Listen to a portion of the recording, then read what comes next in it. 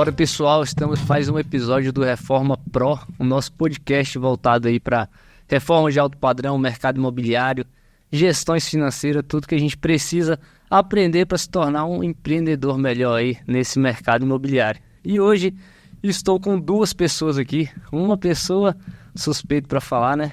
Ele é suspeito total. A pessoa que não gostava de mim. Não gostava. Há 5 anos atrás, não. Tem mais. 8 anos já. Tem mais tempo. 8 anos atrás. 18 anos. 8 anos atrás, a pessoa me achava insuportável. Chato. Falava, cara, que cara chato. Quem que é esse Zé Ruela, cara? Que isso? Era. E a gente acabou se tornando grandes amigos. E eu tô aqui com a Jaqueline Costa, proprietária da Custo de Obra, uma das patrocinadoras aqui do nosso podcast. E... Pode mandar bala? Vai. Patrocinador aqui do nosso podcast, Custo de Obra. Como é que é? Pô, vamos lá. Volta. Ficou nervosa. Pô, não, fiquei não. Vamos lá. Reforma Pro, o nosso podcast aqui. Então, Jaqueline, me diz um pouquinho aí da sua vida. De onde é que você veio? Como que você começou nesse mercado da engenharia? E, pra quem não sabe, eu trabalhei com a Jaqueline aí na Odebrecht. A gente... Acho que foi uma grande escola, né? Foi. A gente teve uma grande líder aí, a Natália, que ensinou muito. Foi a minha mulher. Então, acho que assim, tudo tem sua ligação. E foi engraçado que quando eu montei minha empresa, cara, eu sempre levei a Jaqueline como referência, assim, porque ela sempre trabalhou muito bem, né? Caraca, sério? Sim, cara. Mesmo a gente não sendo amiga ainda? Acho que você sempre mandou bem nas planilhas e sempre teve um diferencial. E quando a gente monta uma empresa, monta um negócio, a gente sempre busca pessoas para se apoiar, se ajudar, né? Acho que ninguém faz nada sozinho. Verdade. E em algum momento eu entrei em contato contigo e a gente estreitou essa parceria, já montou negócio juntos. Na verdade, fui eu que entrei em contato contigo. Foi mesmo. Você trabalhava na R... Não. Trabalhava não vou falar o nome da empresa. Não gosto disso. Trabalhava era RCS, né? Robson Cleito dos Santos. Não, mas conta um pouquinho da sua história no tempo da Odebrecht. E depois eu vou falar da nossa outra convidada aqui, mas vamos deixar mais pra frente. Antes de tudo, é importante falar, assim, como você falou que, né, eu fui um pouco sua inspiração, minha inspiração tá aqui, a vida inteira. Camila sempre foi minha inspiração de responsabilidade, ela sempre foi muito responsável, isso pra mim foi um diferencial. Crescer com ela, eu conheço ela desde uns 14 anos de idade.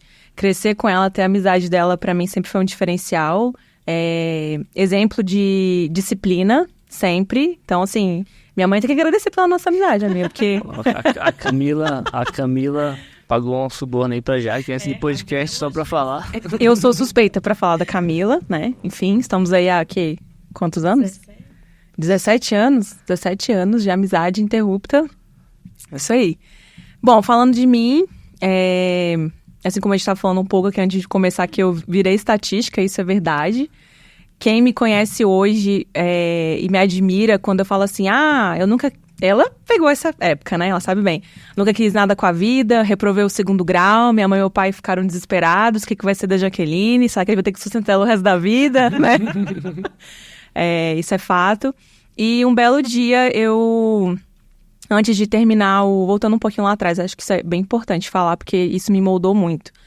Um belo dia lá no ensino médio, um pouco antes de terminar o ensino médio, eu realmente parei e pensei, o que eu tô fazendo na minha vida, né? Todos os meus amigos, se preparando para o vestibular e eu cagando, tirando 0 em tudo, preocupada com futilidades e tal.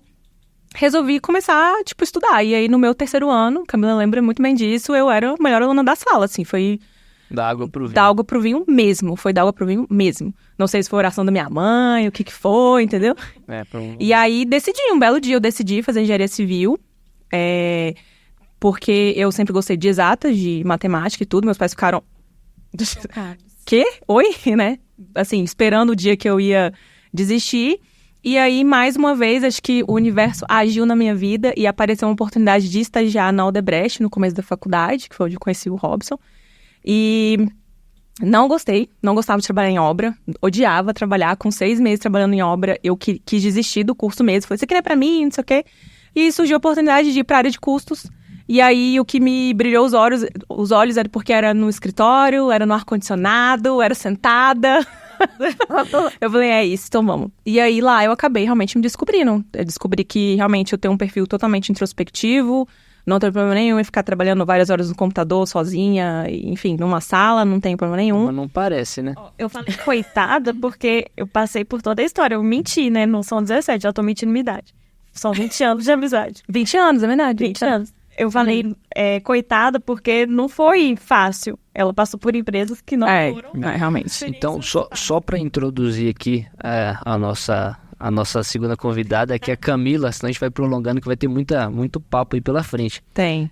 Camila, advogada de formação, eu vi que pela sua introdução aqui, que a Jaque me mandou, formou em Direito e acabou optando também, acho que o sonho em trabalhar no negócio da família, fez administração, tá nos negócios da família hoje, que eu não vou falar o nome da empresa, qualquer coisa vocês pesquisem aí, qualquer empresa, mas dá um Google. Mas, cara, eu acho que tem tudo a ver, o negócio do podcast voltado para a construção civil, que você também faz administração da empresa do mercado imobiliário, né? Administração de imóveis, que é muito difícil administrar um imóvel, a galera pensa que é fácil. Não é. Administrar uma construtora e o financeiro, que eu acho que é o coração da empresa. Não adianta nada ter a parte técnica se você não sabe quando que entra, quanto que sai, o que precisa pagar, a prospecção do futuro. Então, tudo isso você tem um raio-x com o financeiro. E estamos aqui com a Camila. Manda bala, Camila.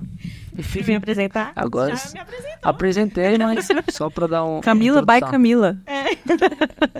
Bom, sou Camila, tenho 34 anos, me formei em Direito com 22, mas o meu sonho de consumo era fazer administração. E quando eu fui decidir fazer administração, meu pai falou, vamos lá, administração eu te ensino na prática. Isso aí é melhor você ir ou para contabilidade ou direito.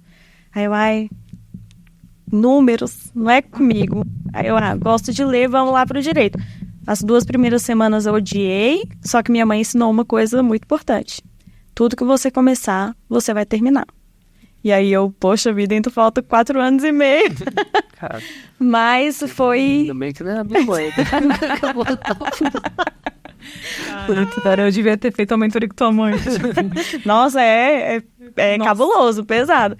E aí, continuei, só que eu fui me apaixonando por áreas em que era muito engraçado. Eu chegava pro meu pai, pai, amei direito do trabalho. Ele, eu não criei filha pra ficar em porta de sindicato. Aí me apaixonei por direito penal. Aí eu não criei filha pra ficar em porta de delegacia. Aí o pai, você me criou pra quê? Fala aí, fala mais fácil ele falar. O que você quer de mim? Só que eu já trabalhava.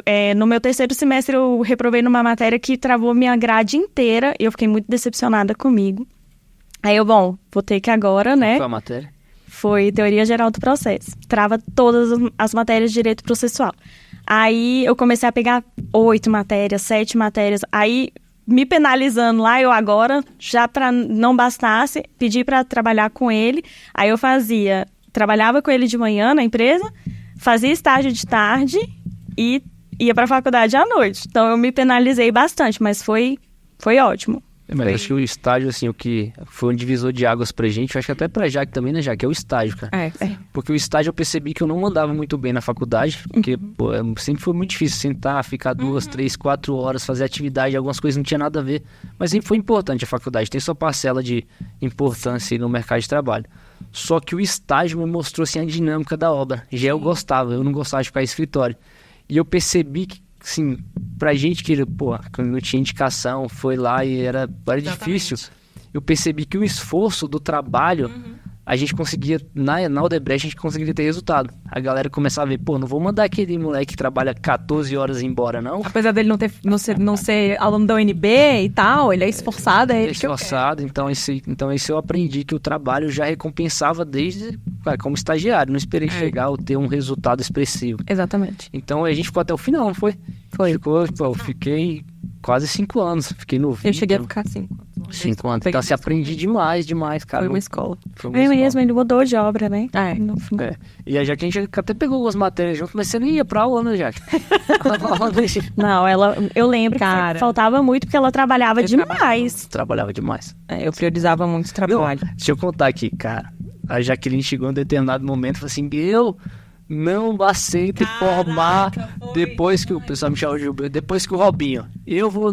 Não existe formar depois que, cara, você vê que era desvalorizado. Depois ele. Eu era desvalorizado. Formei primeiro. E aí, Jaque? Tudo já formou. Eu odiava ele, eu fiquei mais puta ainda. Então, assim, então o trabalho cara, é sensacional. Então o estágio, pra mim, fez todo sentido o estágio. Comecei a ganhar meu dinheirinho, comecei a entender a dinâmica da obra. E como a faculdade até o 4º, 5º semestre ainda não faz muito sentido, né? Não casa as coisas com o trabalho. Aí depois o negócio foi fluindo. E a gente tem um network aí que eu conheci a Jaque. Cara, foi Então, divisor de águas, nosso. Foi. E Jaqueline, mas me conta aí como que foi essa paixão pelo custo, como que foi, assim, ter experiência com o Excel, né, que hoje você domina o Excel. Gosto pra caramba. E Camila falou aí que não gosta de contabilidade, eu penso em fazer contabilidade. Mas hoje eu penso também. Eu tenho muita vontade de... Assim, eu não acho que seja uma paixão pelo custo, nem pelo Excel em si. Eu acho que eu tenho um pouco de perfil para, tipo, auditorias no geral. Porque o trabalho com orçamento e com custo, ele é um pouco de auditoria, de você analisar, de você ter aquele gás de não ter preguiça de fazer um serviço muito operacional. E eu acho que isso é muito do auditor, né? De ir atrás. Então, eu acho que é um perfil que eu me encaixaria como uma auditora e uma contadora, etc, etc. Não é que foi uma paixão pelo custo, né? Assim, eu gosto do trabalho, porém, na época existia uma grande necessidade do mercado de ter pessoas de custo. A empresa não tinha ninguém de custo. Então, eles viram em mim um certo potencial, viram que eu me dava bem. Todo mundo que entrava na área de custo lembra disso, não queria ficar. Sim. Porque a maioria dos casos, das pessoas que começam a fazer engenharia, eles querem obra, a pessoa tem um perfil mais dinâmico, e o perfil de custo, de orçamento, é um perfil que a pessoa tem que ficar ali focada, bem comprometida, e tem muita gente que fora que você pegou, na época, 8.000 unidades habitacionais para gerenciar custo, era, cara, muita surreal. Coisa. Numa empresa que, ponto positivo, cara, te dá todo o suporte, líderes maravilhosos que querem crescer, querem te ensinar, tem paciência de te ensinar. Pontos negativos é que a gente estava criando um processo. O legal disso é porque a gente pôde aprender com o processo. A gente teve sorte de trabalhar numa empresa grande que tinha interesse em criar um processo. Então, a gente viu o processo nascer, participamos do processo e, cara, assim, foi acho que a gente participou, a gente teve uma puta oportunidade, a gente participou de algo que muitos queriam ter participado, enfim. Hoje eu vejo que no tempo da João Force que eu trabalhava, eles ensinavam você a dobrar uma folha A3 para caber dentro do envelope A4, que tinha um padrão para dobrar para o diretor, era o padrão da empresa do Rio de Janeiro. Não, tem que padronizar, quando o cara abrir a folha, tem que estar daquele modelo. Então, assim, eu não entendia, para mim eu achava na hora que era uma frescura, mas depois eu entendi que o processo e o padrão acabam você formatando uma empresa de sucesso, né? E hoje eu vejo, quando eu vou bater um papo, eu vejo que quanto mais a empresa fica desorganizada, mais não vai pra frente. Então, Camila, assim, uma empresa grande hoje que você trabalha e atua, faz total diferença. Total. E em pequenas coisas, ao longo dos anos, acaba que algumas coisas vão se perdendo, né? Sim. Quando eu entrei, era assim... Saiu da sua sala, você não vai deixar nada em cima da mesa. Hoje em dia, eu passo por algumas salas, gente, o que tá acontecendo? Parece que passou um furacão aqui. Então, a questão da disciplina e de você realmente obedecer o que foi te ensinado. Sem questionamento. Eu tenho muito isso. Eu tô ali para obedecer a ordem porque tem um motivo para aquilo. Eu não precisam me explicar. Existe um motivo para aquilo. Se me explicar é melhor, que eu vou obedecer mais. Mas existe um motivo para tudo aquilo.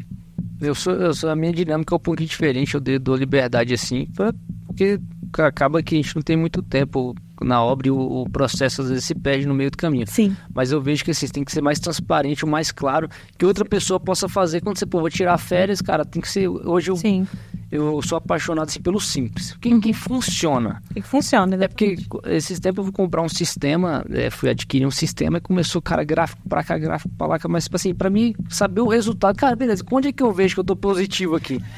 Eu tinha que fazer uns 16 cliques. Eu falei, não, cara, eu faço um filtro aqui, se eu tirar a cor vermelha e a verde, eu selecionar a verde, eu já sei se eu tô positivo ou tô negativo. No Excel eu faço aqui em 3 segundos, eu dou 2 cliques sem nenhum segredo. E às vezes a galera vende tanto a dificuldade que o simples acaba ficando... Perdido. Perde. Eu sou muito, muito organizada, eu sou muito metódica, muito mesmo. E um dos ensinamentos que minha mãe me deu foi no trabalho, assim. Qual é a sua mãe? Regina. Regina. CEO, Regina aí. Grande mentora. Ela vai lançar um curso também. Arrasta o Brasil. Ela ensinou assim, independente de você vir amanhã ou não, você sempre vai deixar o seu trabalho para alguém abrir. Se você não vier amanhã, alguém vai abrir as suas gavetas e vai dar continuidade ao seu trabalho. Isso eu tô falando, eu trabalho numa empresa familiar. Então, assim, não existe aquele risco de amanhã eu ser demitida e não aparecer lá do nada. Mas ela sempre ensinou. Independente, amanhã... Sonho. Vou deixar as gavetas abertas aqui. Deixa eu deixar bem aqui. Tocar o terror. E como eu sou muito metódica, eu crio um manual de como fazer as coisas. Sim. Então, eu sou desse... Nossa, não é pra tudo, mas para aquele serviço burocrático do dia a dia que eu tô precisando encaminhar, já delegar para outra pessoa, eu faço manualzinho, com imagem, tudo bonitinho pra pessoa só fazer. Aí eu falo, ó, entende a lógica, depois que você entender a lógica, você pode fazer do seu jeito. Sim. Mas tá aqui, eu não posso perder muito tempo também tentando te explicar e ficar com você aqui 5 semanas te passando. Não dá. Sim, não, é muito complicado. Mas, Jaque, voltando aqui ao assunto das planilhas. Cara, mas voltando aqui, acho que quando a gente se conheceu mesmo, assim, como parceiro de trabalho, a gente começou. Eu trabalhava numa empresa de reforma, né? Na época. Eu tava numa empresa X específica, não vou falar o nome porque eu não tenho boas lembranças de lá. E caiu nas minhas mãos fazer o orçamento de uma quadra poliesportiva, que naquela época eu era, né, era iniciante nessa parte de fazer orçamento e tal. Eu me esforcei ao máximo para fazer o melhor orçamento e parei sem ter, porque era um orçamento que eu ia vender para o condomínio, né? Então eu parei sem tentar, como é que isso aqui vai ser executado? E aí eu fui atrás, pesquisei e tal, beleza. Quando eu apresentei pro meu chefe o orçamento, ele mandou eu colocar, tipo, quase 100% de BDI. Tipo, ele queria lucrar 100% em cima do condomínio. E eu fiquei muito puta, porque, tipo, ele não vai conseguir vender a obra, e eu queria ver a obra acontecer, porque eu queria ver o resultado do meu trabalho. E eu fiquei com tanta raiva que eu falei, vou procurar alguém pra executar isso e vou oferecer meu serviço de graça pra eu acompanhar. Aí eu falei, tá, pra que eu vou oferecer? E eu não gostava, como ele já mencionou, dele. A gente tem uma história, trabalhamos juntos e tal, mas a gente não tinha, como não éramos íntimos, não tínhamos afinidade. E eu lembro que, beleza, todo mundo acabou saindo da Odebrecht, cada um foi tocar a sua vida e tudo. E eu lembro que ele iniciou a propagar. E ele foi um dos pioneiros, assim, no Instagram, de postar a marca dele. E eu lembro que ele me adicionou e foi tipo assim, nossa, quem é esse menino aleatório me adicionando? Ah, tá bom, vou aceitar. Foi tipo isso, né? Não, e eu lembro... adicionei todo mundo. Adicionou todo mundo, assim, no Instagram. E ele sempre postava o carro dele, que tinha logo da Propagar, a obra, carregando cimento ali, não sei o quê. E, cara, eu sempre via. Quem não é visto não é lembrar. Isso é fato. Então, meio que ficou no meu acho que ficou no meu subconsciente, porque quando eu pensei assim, precisa arranjar alguém, quem que eu vou arranjar? Cara, parando pra pensar aqui com calma, eu poderia ter chamado N pessoas, mas quem me veio na cabeça na hora? Propagar, o Robinho. Falei, cara, não gosto desse menino, mas vou falar com ele. Tava tão assim, desesperada. Mandei mensagem pra você, foi onde tudo começou. E aí mostrei pra ele meu orçamento, a gente sentou, falou, você lembra? Conversamos com o síndico do condomínio, não pegou a obra, não deu certo. Mas daí a gente começou a... Eu falei assim, já, cara, você manda muito bem, cara. Eu falei, desde o primeiro dia, você manda muito bem, você podia dar um curso de orçamento. Eu falei, E eu ficar louco, que curso, o quê? Aí na outra semana eu falei, já, que arrumei uma sala maior aqui, meu escritório era menor. Aí eu falei, cara, vamos mudar de sala, vamos rachar essa sala. Aí você vem pra cá, dá os cursos finais de semana, eu uso durante a semana, que eu preciso de uma sala melhor. E assim foi que nasceu aí a... Primeira turma de orçamento que foi. Quantas turmas você deu presencial? 4 turmas. 4 turmas. Depois disso eu migrei pro online, porque não... Eu fui um aluno exemplar. Foi? Foi não. Então, eu tento ser aluna dela, ela não tem vaga pra mim. Cara. Que isso? Eu paguei uma planilha também até hoje, tem 3 anos, cara. Então, galera, quem tiver com planilha atrasada aí, manda aí no comentário. A planilha não saiu, é verdade. Eu também. Mas, cara, era muito difícil. Podia acabar a planilha. Você já acabou ela, não? Não, tô te esperando ainda. Mentira, acabou sim. Ai, cara, e voltando no assunto do... Vamos voltar aqui no assunto, que senão a gente vai pegar um assunto aleatório aqui e a gente não acaba dele, tá? E... Não, tá não. Acho que eu bati aqui. Tá, volta aqui.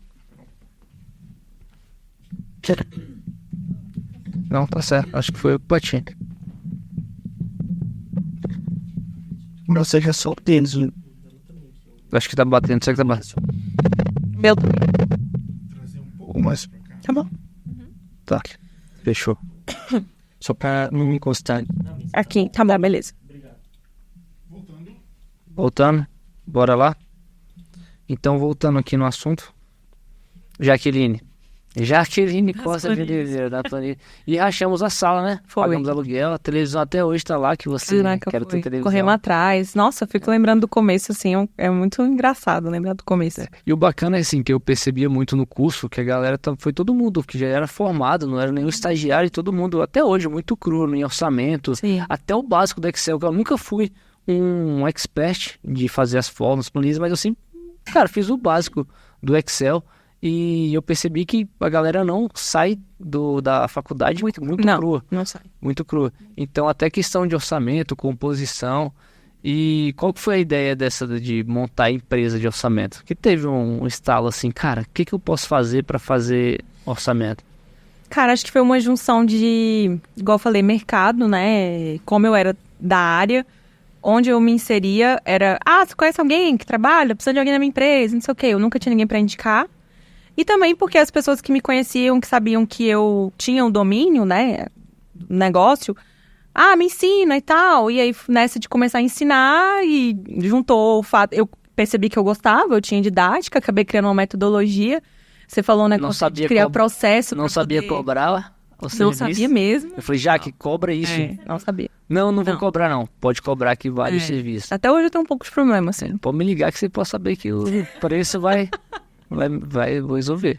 E aí, você falou, tava falando na questão do tudo que você vai fazer, você tem que criar um processo e tal. E foi bem isso que foi a metodologia curso de obra. Basicamente, pra eu poder conseguir trabalhar minha vida inteira, eu tive que criar como que eu trabalho? Vou fazer assim, assim, assado. Então, todos os locais que eu ia trabalhar, eu vi que as pessoas tinham uma certa dificuldade. As pessoas falavam assim, como é que você fez isso? Eu falava, eu faço assim, assim. A pessoa falava, caramba, cara, que massa e tal. Então, com o tempo, isso foi virando uma metodologia.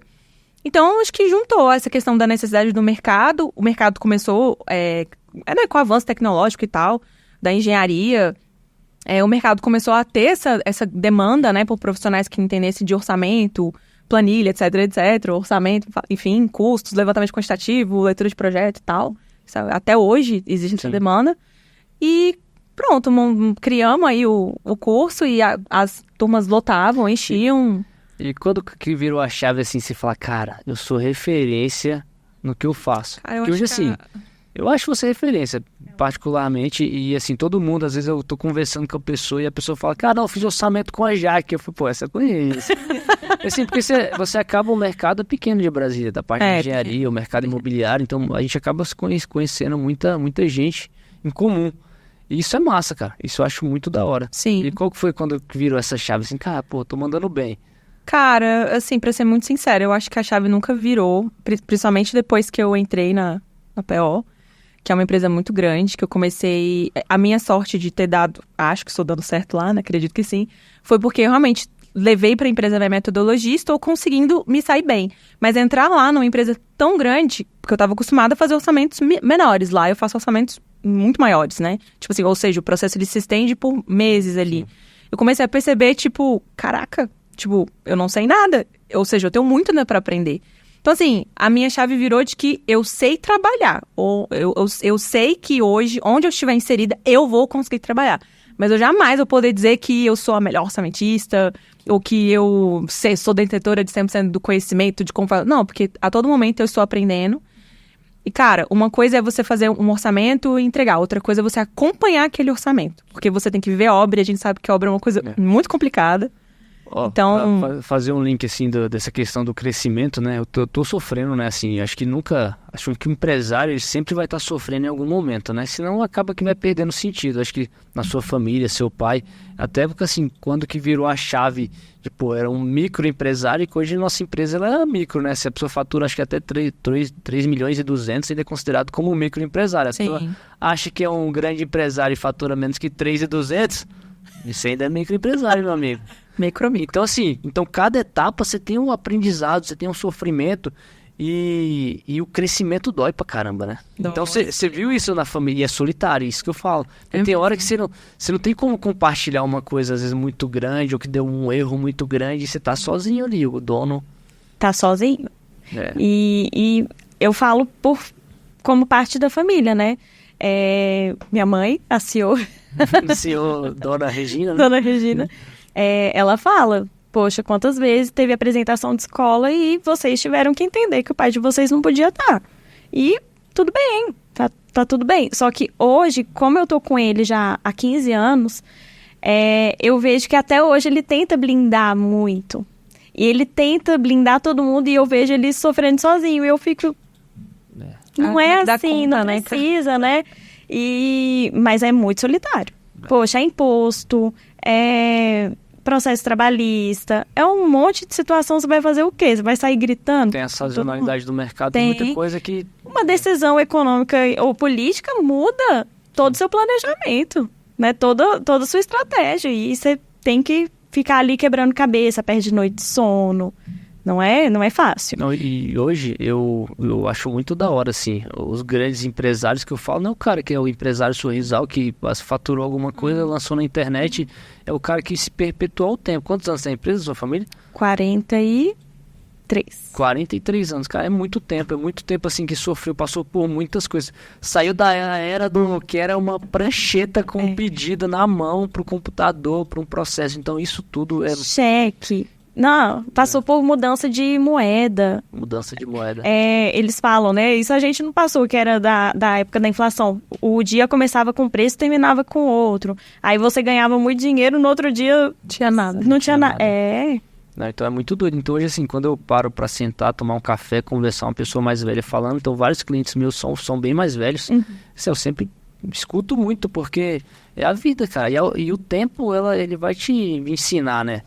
Então tem tudo aí no próximo mês. Seu pai tá convidado aí pro podcast. Nossa, acho super válido. Meu Deus. Nossa, já pensou? Vai ser a coisa mais enriquecedora da vida, eu tenho certeza. Mas eu falo assim, porque eu não sou empreendedora, né? Eu nasci numa família de empreendedores. Mas uma vez eu perguntei pro meu pai, e eu sinto muito isso em você e na Jaque. Uma vez eu perguntei assim, você não teve medo de dar errado? E ele só falou assim pra mim, eu não tinha opção de dar errado, eu só tinha a opção de dar certo. Então, eu enxergo muito isso em vocês dois. Cara, eu tenho que dar certo e é isso. Eu falo que assim, a gente tem uma vantagem muito grande, porque assim, quando você começa do zero, do nada, assim que eu falo do nada financeiramente, sem muito network, galgando essa trilha aí do empreendedorismo, de ter um negócio, cara, você tá zerado. Então tudo que vier dali pra frente, então eu tinha muito comigo isso. Então às vezes quando você começa grande, começa com dinheiro, com recurso, tudo que você perde é uma perda muito grande, você para no meio do caminho, repensa. Quando você perde o que você não tem, pô, semana passada não tinha nada, perdi. Tá no 0 a 0. Nada, tamo aí, vamos pra cima de novo, entendeu? Então, e acontece, a conta vai ficando grande também, até pra você começar do zero. Sim. Então, assim, não tem essa possibilidade de hoje, assim, pô, vou começar do zero. Se você for uma empresa que você tá alavancada, que você pegou empréstimo, tá com juros do governo, você comprou muita coisa, como é que você para no meio do caminho? Então você enfrenta as adversidades, né? Exatamente. Então é muito doido. Eu sou apaixonado por um negócio eu acho que é a venda, né? O empreendedorismo em si. Como o mercado de vocês é o varejo, o meu é da construção civil, o mercado imobiliário, mas tudo é venda, né? Tudo é venda. De serviço ou material, é a venda. E a Jaqueline fala que ela não é uma boa vendedora, mas ela vende bem o negócio. É só deixar ela falar sobre o negócio dela. Já tentei investir várias vezes nela. Que isso? Não, investir, pô, não leva a mal. Nos negócios. Não, sim. Meu Deus. E, cara, eu falei, Jaqueline, cara, vai dar certo, cara. Eu sempre bato na tecla que quando que você vai voltar pra gente lançar o curso, lançar a planilha, lançar uma mentoria, porque os 2024 tá aí. Tem tudo pra... São momentos, né? São. Tem hora que a gente não tem a maturidade. Sim. Né? Não, e outra coisa, assim, falando da questão do curso e tal, gente, eu acho que o que eu tô vivendo hoje, no cenário que eu tô hoje, eu fico pensando, não, ainda bem que eu não lancei 100% do meu curso, porque assim, a quantidade de coisa que tá na PEL me agregou esses 2 últimos anos, pelo amor de Deus, acho que, sei lá, valeu 5 anos de Odebrecht, assim. Às vezes muito. Não é o momento, você acha que sabe muita coisa e você, né? Sim. Mas assim, é porque a responsabilidade, né? Você acaba sendo forjada na pressão mesmo. Tudo, a responsabilidade. Assim, quando você tem tempo para estudar, assim, pô, vai ter uma prova daqui a um mês. Você vai estudar 1 hora antes, às vezes um dia. Mas quando você fala, você tem que entregar esse relatório amanhã. Sim. Aí você, nossa, nem comecei esse relatório. Você começa a se virar e as coisas. E quem tem TDAH, né, Camila, faz do nada, fica postergando as coisas e do nada começa a fazer. E vai. E vai. E dá certo, né? E dá certo. E dá Não sei como que dá certo, Mas mas dá. dá certo. É por isso, assim, quem é muito desorganizado tem que se organizar, né? É engraçado, né? Assim, Por isso que eu sempre achei a pessoa extremamente desorganizada. Mas por isso que eu falo que eu sempre... Eu lembro no colégio, olhando assim a Camila na própria sala de aula. A pessoa lá dando pau comendo na sala e a Camila... Mãe, fala, achei interessante isso aí. Eu sempre tive a tendência de copiar tudo que ela fazia, assim. Eu lembro do caderno dela, letra, até hoje eu levei isso pra minha vida. Eu sou organizada graças a você, amigo, você sabe, né? Foi uma semana que ela passou lá em casa. Aí, ó, dona Regina, obrigado. Hein? Sim. Jaqueline, senta aqui, você tá escrevendo muito feio. Pega o caderno de caligrafia. Cara, tem uma coisa que o Excel acabou com a minha vida. Com letra. Escrita. Eu tô tendo que voltar a aprender a escrever. Eu atrofiei, gente, Jaqueline, mas voltando aqui, porque, querendo ou não, o nosso podcast é voltado pro mercado imobiliário. E vamos dar uma dica pra galera aí que tá começando a carreira agora, como engenheiro, como pequeno construtor. O que você indica, assim, pra pessoa ter uma noção básica para fazer um orçamento? O que ele precisa levar em consideração num levantamento quantitativo, numa visita numa obra? Assim, tem alguns detalhes que, assim, você sofreu muito no começo, que no seu curso agora, versão 5.0, vai vir com tudo. Dê sua aula. Cara, pesquisar, eu sou o tipo de pessoa que tudo que eu quero fazer, como é que faz isso aqui? Google, vou atrás, ligo, nunca tive vergonha de falar que não sei, de falar me ensina. Quantas vezes eu não te liguei e falei, cara, como é que você faz isso aqui? Não sei o quê. Às vezes você até parou e falou, caraca, é mesmo? Lembra uma vez que a gente montou uma composição de cimento queimado? Eu nunca esqueci esse dia. Sim. Então eu nunca tive essa vergonha de perguntar ou ter a humildade de falar que eu não sei, eu falo mesmo. Eu acho que foi isso que me ajudou, assim, sabe? E na Paulo Otávio, assim, pode falar Paulo Otávio. Pode falar. Paulo Otávio não tá patrocinando nada aqui. Não fala não, cara. Mas Não tá patrocinando não. Então, mas assim, quando você começou, assim, a discrepância do volume de serviço foi bem maior, os preços, cara, mudou tudo, foi muita coisa, né? Foi difícil. Quando você vai fazer uma cotação de fornecedores, que, tem um fornecedor muito baixo, um preço muito baixo, o mesmo fornecedor, o mesmo serviço, o mesmo material, e aquele fornecedor com uma discrepância de 2, 3 vezes o mesmo serviço, o valor mais caro. Qual que é a didática aí pra você escolher um fornecedor quando tá nessa linha? Você tá me colocando uma sinuca de bico, vai falar sobre isso. Não, porque eu acho que é importante, porque às vezes você pega 2 fornecedores, até você, né, Camila? Quando vai contratar, você contrata o serviço, contrata. Não sou eu que contrato, eu faço os pagamentos. É. E aí eu fico assim, pro mestre, né? Aí eu tinha te falar, tá certo essa planilha, eu já paguei esse negócio essa semana. E aí ele tinha contratado um balancinho esses dias. Aí ele, vai ficar mais barato tudo. Essa semana mesmo ele falou, nossa, foi uma economia que...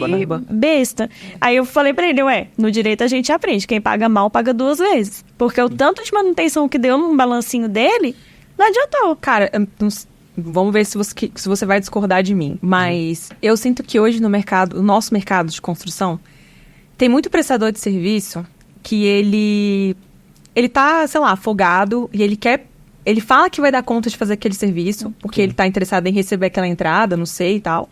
Pega, e muitas vezes ele abaixa o preço, né, coloca bem abaixo. As pessoas acabam contratando, porque tá barato, e o cara, que acontece? O cara acaba não dando conta de entregar. Acho que vocês devem ter passado por isso várias vezes, sim, né? Muitas vezes. Isso. Cara, quando a gente fala de uma construtora, nível PO,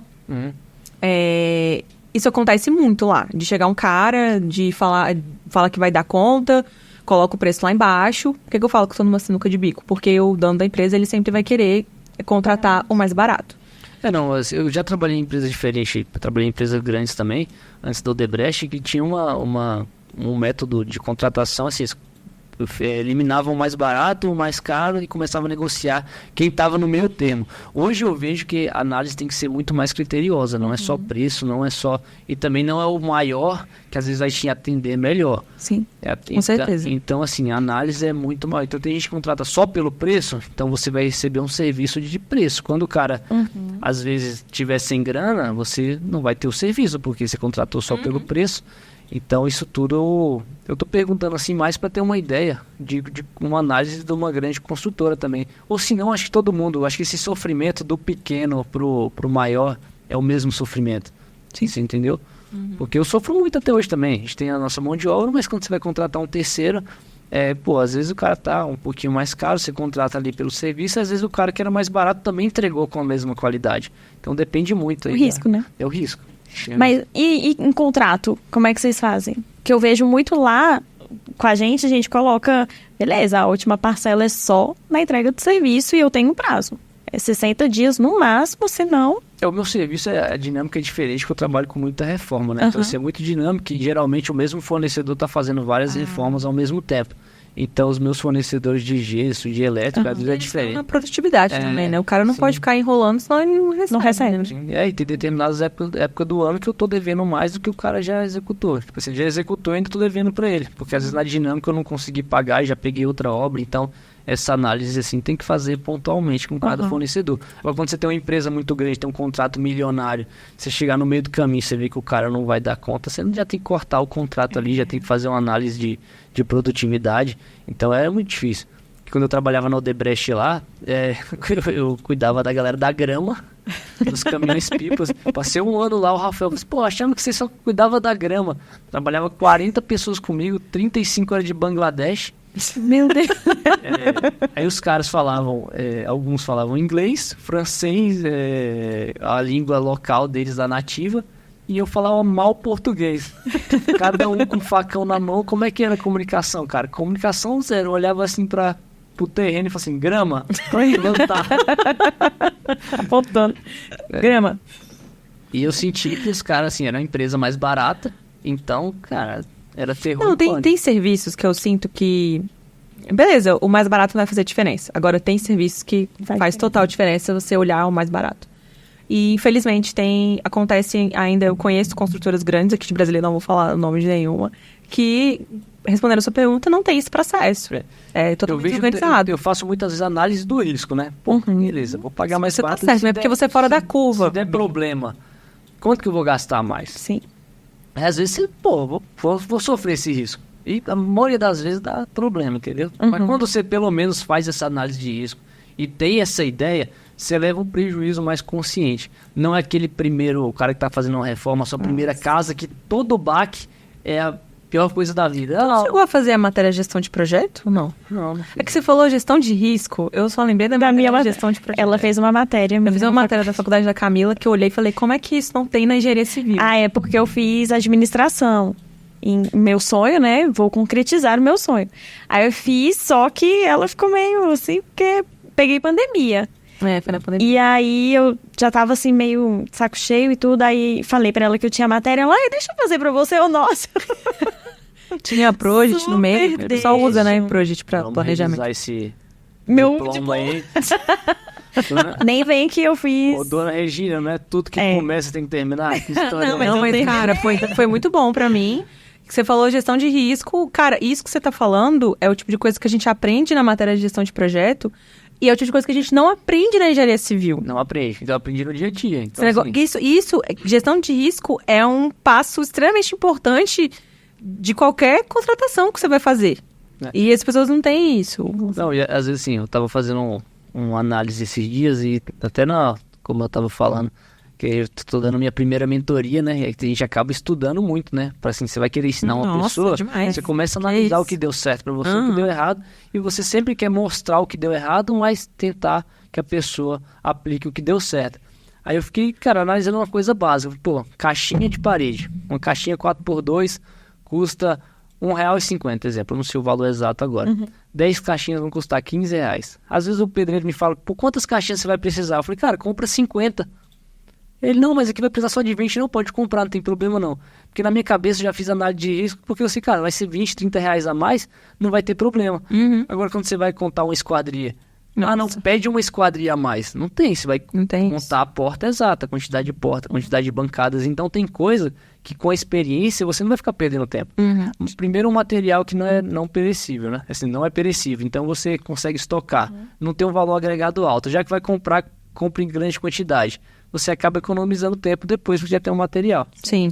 Então, Essas coisas a gente não aprende na faculdade. Não aprendi orçamento na faculdade. Como é que era o programa que a gente usava na faculdade? Que era até o Charles que dava aula de orçamento. Não era Excel, não. Era o Volare, você tá falando? Volare, cara. Ah, não. Pô, pelo amor de Deus, cara. Não, dá vontade de... Enfim.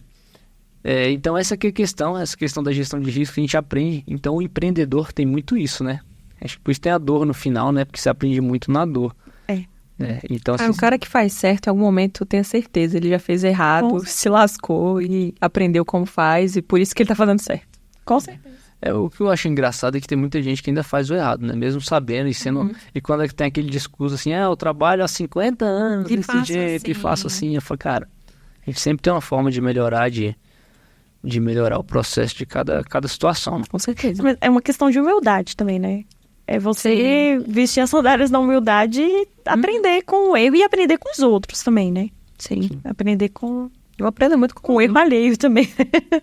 Aprendi muito com ele. Jaqueline, vou entrar num assunto polêmico agora. Ai, meu Deus. Eu tô vendo que a Jaqueline aqui não quer falar de assuntos polêmicos, mas eu tenho que falar. Jaque, sou um cliente aqui, tô voltando pro assunto da obra, da reforma, da construção, e eu sempre falei que tem aquela planilha que a gente tem que terminar para fazer. Porque eu sempre falo, Jaque, o cliente chega e me fala que tem 100, 200, 300, 1 milhão, e ele às vezes na cabeça dele acha que dá para concluir o projeto, né? Aí ele contrata o arquiteto, todo feliz, acho que é o primeiro passo aí, tem que contratar o arquiteto. Só que esse primeiro passo até a gente se questionou, né? Será que o primeiro passo é contratar o arquiteto ou fazer uma viabilidade econômica? Viabilidade econômica? Viabilidade econômica, só que às vezes o cliente não sabe, cara. Às vezes ele tem a grana dele, acha que ele tem 1 milhão e vai construir a casa dos sonhos.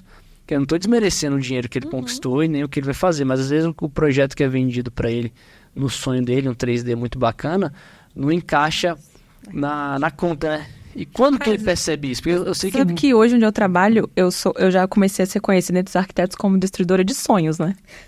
Nossa senhora, poxa, é triste. E eu já, quantos clientes eu já não tive de fazer viabilidade financeira e eu ter que dar... Não, no começo é o projeto, chegaram até mim por alguma indicação, a gente faz isso de viabilidade. Quando o cara, hoje que eu tenho uma experiência, quando o cara começa a falar o que ele quer fazer, quando ele quer gastar, eu já falo, Aí ele já fala, por quê? Eu falo, cara, vamos ver, vamos analisar. Obviamente eu vou falar por que tá mais caro, vou te dar as soluções ou não. Mas eu sou sincera, acho pouco pelo que você quer fazer, né? E quantas vezes eu tive clientes que chegaram até mim com um puta projeto que algum arquiteto falou que dava pra fazer e no final das contas não dava pra fazer. Então eu sou a destruidora de sonhos, né? É muito frustrante assim pro cliente, mas eu acho que é melhor ser sincero e enxergar enquanto tá no papel.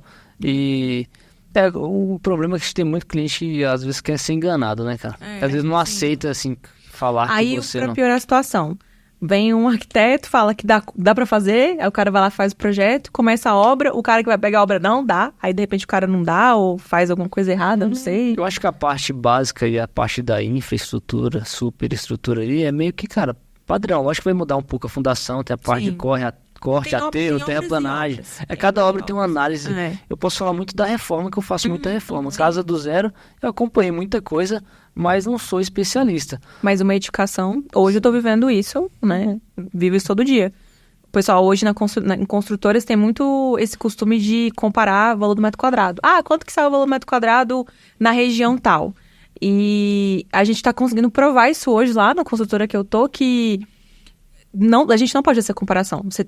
A gente tá com um caso lá de um empreendimento que ele é altíssimo padrão. Calma, é só uma pergunta. Qual foi a sua casa com o valor mais alto de metro quadrado que você usou? A casa? R$8 mil. R$8 mil metro quadrado.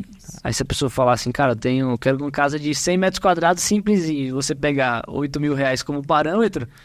Não dá. Não dá porque você sabe, você trabalha no ramo. Hoje, quando a gente fala de obra de alto padrão, não existe mais alto padrão. Existe o alto.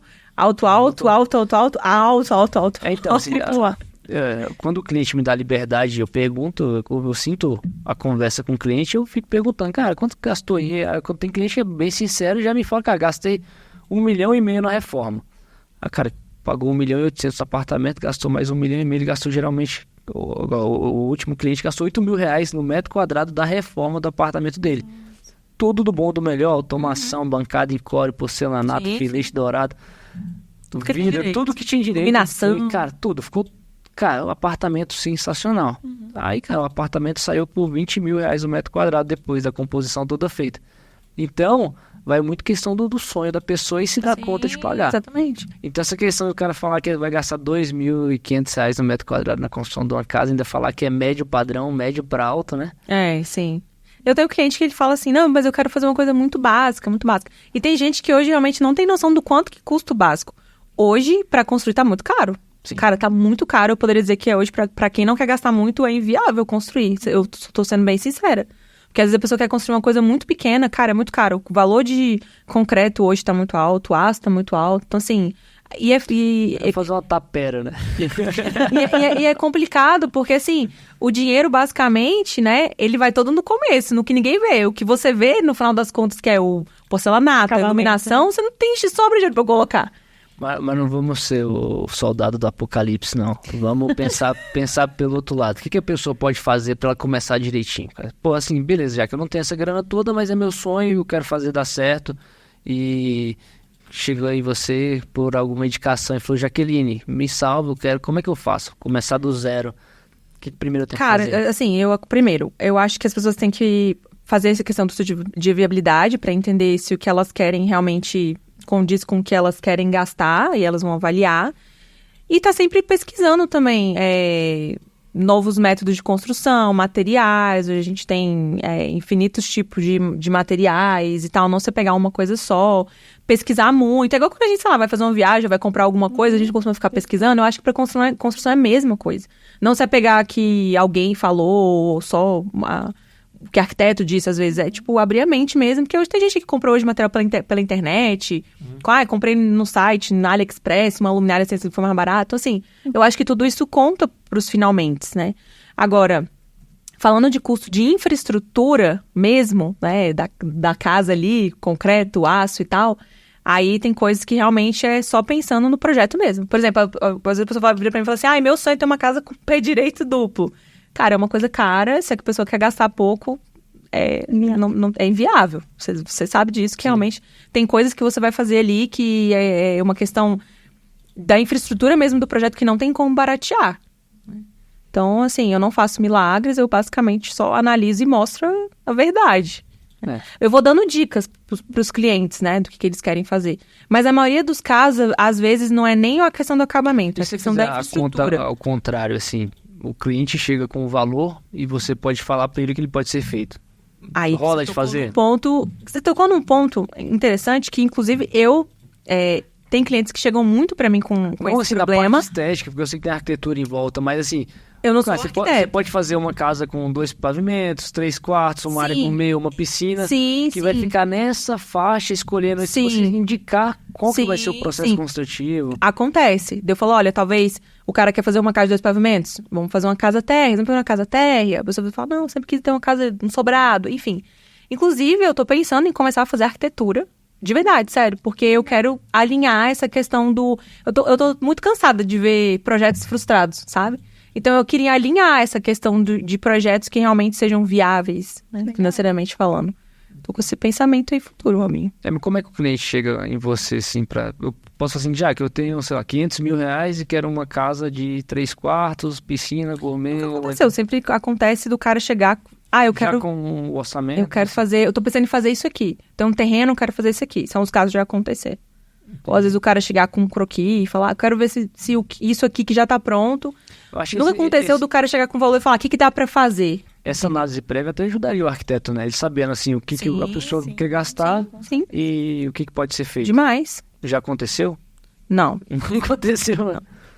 Da pessoa chegar com valor e falar, o que dá pra fazer? Não. Então tem que fazer acontecer. Ou às vezes a pessoa fala assim, com 300 mil. Aí, 300 mil? O que você constrói com 300 mil, Robin? 300 mil, cara. Constrói uma área gourmet. Constrói uma área gourmet, exatamente. Gourmet, cara. Fica bacana. Chama a gente. Não, a gente tá fazendo construção. Mas assim, tem uns parceiros pra indicar. Mas 300 mil agora. 300 mil numa reforma. Eu tava agora com um cliente ontem. Mas pra uma construção? Construção. Não tem como. Eu tava com um cliente ontem, fiz uma reunião das 7 até as 8, 9 da noite. A gente começou a bater no papo, falando de fornecedor. Aí o nosso serviço de mão de obra é muito no final, né? Assim, é um serviço de revestimento, acabamento, às vezes a gente já pega o contrapiso pronto, as instalações pré-existentes. Então, a gente acaba não participando da parte maior financeiramente do cliente. Só que, o cara pega a marcenaria, a cozinha, sala, 2 quartos, os banheiros, 300 mil reais. É a obra da reforma toda. É, a reforma toda. Então, e tendo toda essa base aí de análise, Camila, qual que é a sua experiência assim, no mercado financeiro, como você, gestora da parte financeira da construtora aí, das empresas da família? O que você tem de experiência para passar pra gente, até coisas boas, coisas ruins? Nossa, olha, eu só faço pagamento mesmo. Só pagamento mesmo? Eu não faço. Então, a minha parte é mesmo bem burocrática. Entendi. Eu só chego pro meu pai e falo... Mas o mestre não te liga não, né? Assim, liga o dia inteiro. Camila, 55 sacos de cimento, acaba a obra. Pode mandar só 55. Você fala... Não, graças Ô, Joaquim, 60 não é melhor não? Não, 55 acaba. Aí chega no final do dia, Camila, manda mais 5. Não, ainda bem, assim, a gente tem ele é fantástico. Ele tem a construtora dele, então é uma parceria. Ele é muito honesto nesse quesito, assim, ele que cuida dos materiais, eu realmente só faço os pagamentos. Meu pai fala, você só me pede dinheiro. Eu só chego pra ele, olha, eu tô precisando de dinheiro na conta. Aí ele, me trazer dinheiro você não traz. Eu gasto bastante e gasto bem. Mas é por isso, a minha parte ela é burocrática, eu não tenho a tomada de decisão. Ele que faz as negociações de, isso tá caro, isso tá barato, vamos negociar aqui, que é o que você estava falando, às vezes nem o mais barato ou nem o mais caro vai ser o viável. Realmente na questão da negociação. E aí eu fico lá do lado, né? Deixa eu ver, como é que você tá negociando aqui, porque você aprende vendo o outro, né? Sim. Sim. Mas é isso, Albi, não existe milagre, não. Infelizmente, não tem o que... Às vezes tem uns clientes que chegam até mim esperando que eu faça milagre. Tipo, diz aí... Tive uma cliente uma vez que ela chegou com um projeto pronto. Aí ela falou assim, a gente tem X mil pra poder construir e a gente já temos esse dinheiro, né? A gente quer juntar, financiar o resto e tal. Aí eu fiz o orçamento ficou, tipo assim, 3 vezes o valor do que ela queria. Mas realmente era uma construção bem diferenciada. E aí eu sempre começo fazendo análise pela curva ABC, né? E para baratear ao máximo, você tem que começar cortando pela curva ABC. Então, vamos lá. Primeira coisa que você tem que iria baratear a sua obra. Vamos cortar essas esquadrias. Eu lembro que as esquadrias, inclusive ela era arquiteta, né? E eu lembro que as esquadrias eram todas diferenciadas. Ela, nossa, mas meu sonho sempre foi ter uma casa assim, assim, assado. Eu falei, não, então tá bom. Segundo item. Eu lembro que o revestimento da piscina, ela colocou era uma piscina gigantesca com um revestimento super caro. Vamos cortar. Nossa, mas eu sempre quis ter uma casa com esse revestimento. Tá, beleza, a gente pode cortar aqui e ali, mas nada vai fazer tanta diferença quanto cortar esses 2 primeiros itens, né?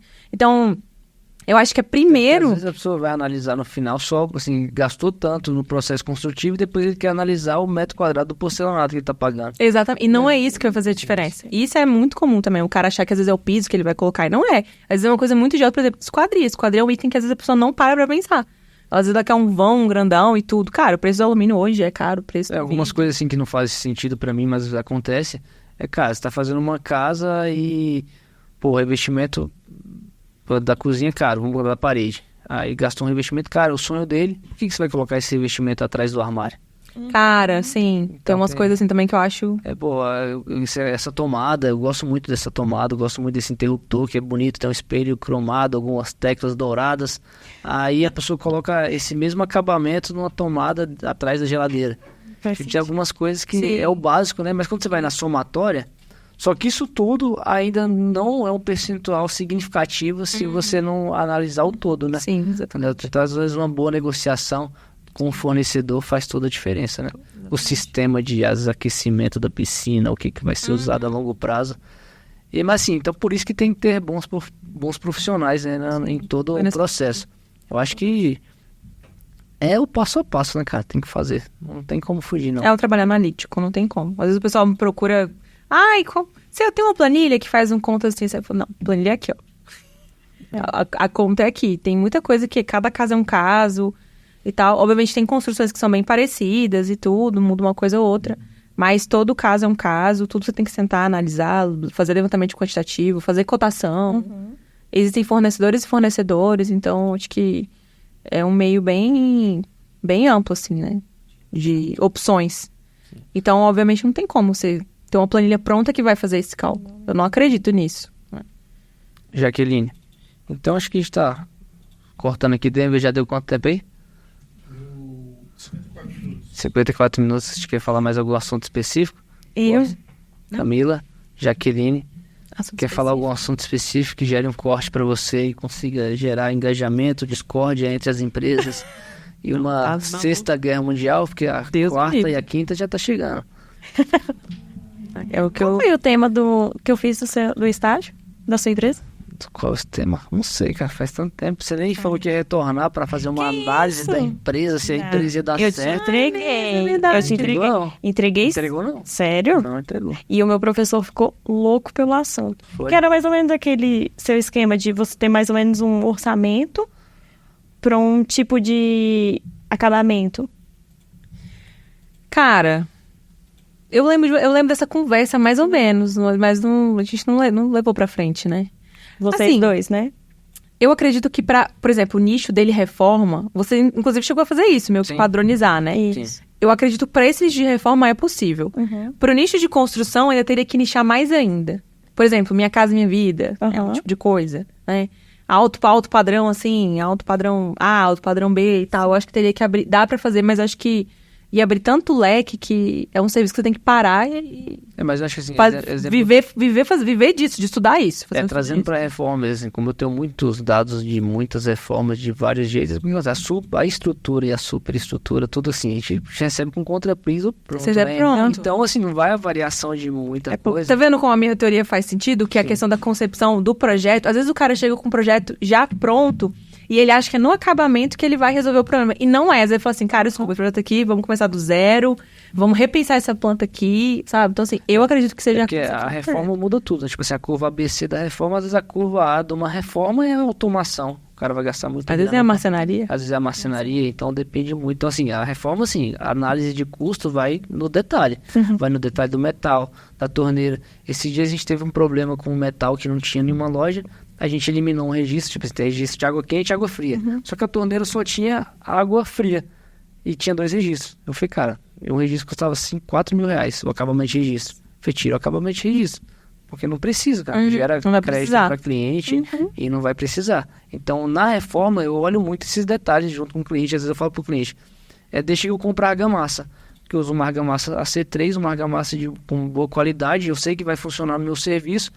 E a loja às vezes vai vender uma argamassa para porcelanato de grande formato que custa R$150 o saco. Só que o cliente, quando ele vai comprar o porcelanato, que custa R$1.000, R$1.500 a peça, que vai dar, sei lá, R$300, R$400 o metro quadrado, ele não olha o insumo da argamassa. Aí, cara, passa batido. E às vezes ele pagou R$15 mil de argamassa. Cara, e ele não vê isso. E ele não vê isso. Isso me mata. Por quê? Ele comprou R$100 mil de me mata. investimento. Como já tava os 15 mil de argamassa, ele, já tô aqui mesmo. Entrou. Porque ele olhou tanto o revestimento, que era o sonho dele, o tipo de revestimento, que ele não analisou a argamassa. Então essas coisas, quando eu tenho uma conversa prévia junto com o cliente, eu consigo mostrar para ele. Eu falo, cara, deixa eu comprar esse material básico, você acaba economizando. E quando eu tenho uma parceria com o arquiteto, ela já fala, não, ele já fornece esse material.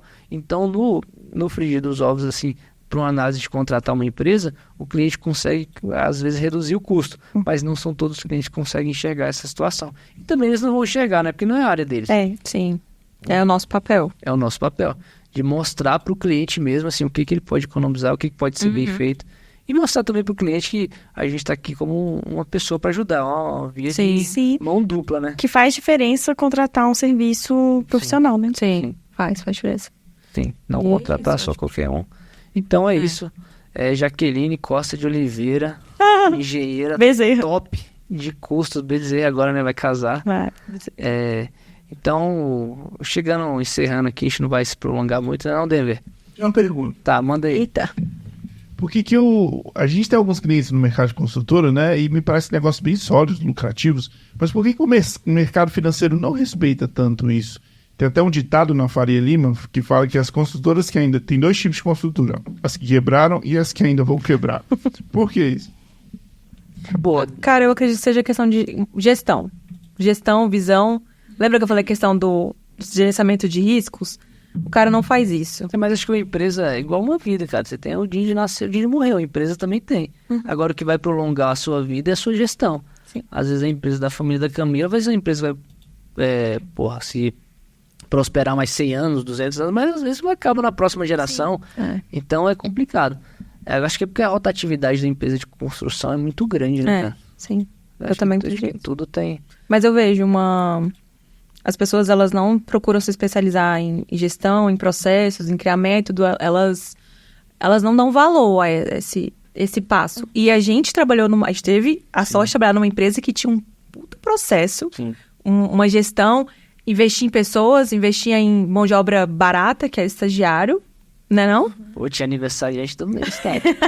Por que ficava você todo acha feliz, que ela deu certo e hoje a gente vê... Cara, nenhuma empresa que eu trabalhei depois da Odebrecht, eu posso comparar, nem chegou perto de ser igual. Nenhuma. E hoje eu trabalho numa grande consultora. A galera fala muito da situação política, mas eu nem entro nesse detalhe, desse mérito não, porque a gente trabalhava no mercado imobiliário, que tipo assim, acho que era o primo pobre, né, da empresa. Sim. Mas a empresa, cara, fazia de tudo pra gente se profissionalizar. Realmente elas tratavam a mão de obra, né, o intelecto da pessoa com muito respeito. Então isso eu Sim. achava muito Isso bacana. era um diferencial. É. E eu acho que você vai se lembrar também como a empresa como um todo, tanto os diretores, gestores, do diretor ao almoxarife tinham essa preocupação em quê? Análise de riscos e custos também. Riscos e custos. Custo, projeto, quantas vezes a gente se reunia para falar sobre assuntos que podem parecer pequenos e que Se unia até demais, né? faziam a diferença no final das contas para nossa gestão. A nossa obra acabou virando referência dentro da empresa. Sim. Outras obras iam buscar como que vocês fazem esse acompanhamento. Então, eu acredito que a resposta da pergunta dele seja investir nessa questão de gestão, cara. Gestão, conhecimento, pessoas. É. É porque, às vezes, o que eu percebi muito... É se poderia ser, não sei se posso falar do novo rico ou novo empresário. Às vezes, a pessoa que não tem muito tato com o dinheiro, que a gente querendo curtir... Mesmo a gente como estagiário, às vezes, ganhando R$1.000, R$1.500, R$2.000, mas a gente trabalhava com contratos milionários. Eu lembro que no quarto semestre eu fiz uma medição de 1 milhão, que eu olhei assim, cara, falei, pô, tô no quarto semestre, tô fazendo uma medição para pagar um fornecedor de mais de 1 milhão, que até o superintendente, o diretor da empresa tinha que assinar para fazer o pagamento. Ele estava dando autonomia para o estagiário do quarto semestre. Então, assim, eu já me senti que eu tava num negócio grande, assim, não era mais por brincadeira. E as pessoas... O que eu tava falando? Acho que me perdi no raciocínio. E nós tivemos bons líderes também. Não. Voltando aqui no assunto, lembrei. A galera, assim, às vezes vê muita grana, né, cara? Vê muita grana e, pô, às vezes o cara pega aquela grana do começo da obra, compra um carrão e não analisa que tem que acabar a obra, né? Sim, exatamente. Então tem muita gente que eu ouvi num podcast, cara, não foi... Até aquele cara do dono de uma imobiliária, não. Do cara que vende carro, cara, famoso aí. TK. Ele falou uma parada massa e fez total sentido pra mim. Cara, empresa rica, eu não sei como é exatamente o que ele falou, mas empresa rica, dono pobre. Empresa bilionária, dono milionário. Tipo assim, essa empresa sempre tem que estar melhor que você. Sim. E muitas pessoas não, cara. Tá muito melhor a empresa no fundo de quintal e o cara às vezes tá com um carro importado. Nossa. Tá torrando Eu grana. acho que isso é uma coisa do brasileiro, sabia? Da cultura? Eu acho que é da cultura do brasileiro. Eu não sei, eu não cheguei na parte do rico ainda não, galera. A empresa tá galgando. Mas assim... Quando eu chegar lá... Camila, conta pra gente como é que é essa etapa aí. Sacanagem. Não gostiu ainda, Henrique. Não é isso. É porque quando eu nasci, a empresa já tinha 8 anos. Então já era uma empresa sólida. Sim. Né? Tá com 40 e quanto? Olha, tô com 34. Então, assim... não passei necessidade, essas coisas, nada. Mas meu pai e minha mãe sempre ensinou a ter o pé no chão. Então, no comércio, é assim, minha mãe a vida inteira... Eu queria fazer administração. Nada contra quem fez só administração. Mas a minha mãe falava... Eu tenho 2 irmãs. E ela falava, eu tô dando uma profissão para suas irmãs, eu preciso te dar uma profissão. Porque, como administradora, eu preciso que você tenha uma profissão. Uma é médica, a outra é jornalista e tradutora. Você vai fazer o quê? Se eu e seu pai faltar. Então, eu preciso te dar uma profissão, porque o comércio ele é ingrato. De repente, você tá em cima, no outro dia você acorda, você perdeu tudo. Por qualquer motivo que seja. Então, a gente sempre teve pé no chão, roupa de marca, essas coisas. Não, era roupa da Feira do Guará. E demorou muito pra gente entender quem meu pai era, o que ele representava, a importância que ele tinha dentro do varejo, no DF, demorou muito e foi muito importante, principalmente para nossa criação, porque nunca subiu a cabeça. Massa. Então a gente nunca distratou alguém, nunca achou que era melhor do que ninguém, nunca foi o ter, sempre foi o ser.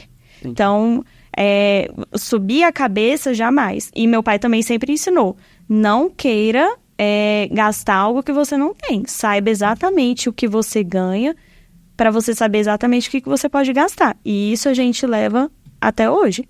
Cara, maneiro. Então isso é importante, né? E vindo assim, você falar isso, eu fico refletindo, né? Que muita gente fica torrando a grana aí e acha que não tem o amanhã, né? E o amanhã chega, né? E o amanhã Como chega. chega. É isso mesmo. Mas que da hora, cara. Que da hora mesmo. Tô refletindo aqui agora. Tá vendo? Como não admirá-la? E o da hora é que acontece. O cara, quando vai tendo muito recurso, eu fico percebendo nos clientes, que a gente acaba tratando com muito cliente que tem muita grana, né? E quanto mais grana, engraçado, o cara vai ficando mais simples, né? Vai ficar desapegando muito das coisas. É diferente que na internet prega uma coisa totalmente diferente, né? Que o cara fica tendo muito dinheiro, ostentação mas não é, cara. Na realidade mesmo, a vida real é diferente. Totalmente. Então, por isso que assim, a importância desse podcast também é de mostrar a realidade, não só... Porque não tem muito glamour, cara. Tô começando agora. Exemplo, no meu caso, tô com empresa, tá galgando do microempresário para ir para um médio. Tem toda uma luta por trás de sonhos, de choro. Cara, tem, igual eu falo, o sucesso é solitário. Então, quando dá certo, beleza. Quando dá errado, às vezes você não fala para ninguém. Porque você quer reverter aquela situação. Então é isso, pessoal. Tem mais alguma coisa que você queira falar, Jaqueline? Dá uma palavrinha de otimismo aí para os seus futuros clientes. A Jaqueline vai... Qual cliente? Cliente aluno? Cliente... A empresa dela, custo de obra ainda vai... Vocês vão ouvir falar muito. Porque eu vou injetar mais um dinheiro aí. E mais turrar a paciência dela. Uma palavra de otimismo pro meu... Qual futuro cliente? O que você quiser captar. A hora é agora. Vai lá. Eu vou deixar o link aqui, galera.